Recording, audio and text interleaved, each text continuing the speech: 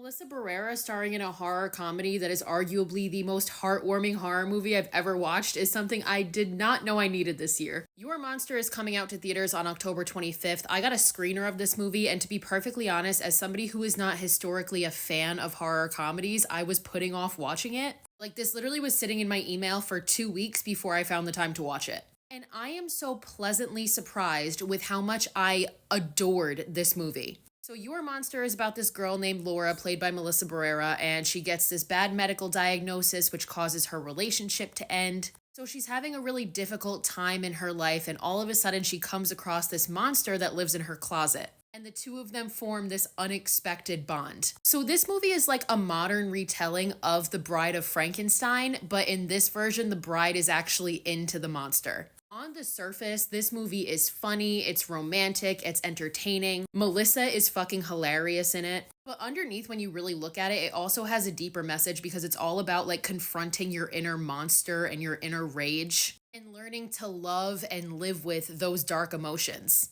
I watched this movie last night, and honestly, if the screener is active, I'm gonna watch it again today. That's how much I fucking loved it. And again, this isn't like the typical horror movie that I watch. I don't even really know if we can consider it a horror movie.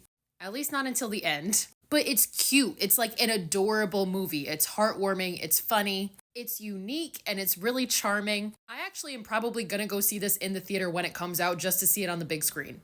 I foresee this being one of my comfort horror movies because that is how much I enjoyed it, and it just made me feel like all warm and fuzzy in the best way possible. Overall, I give this movie a 9 out of 10, and this very well might be in my top 10 of the year.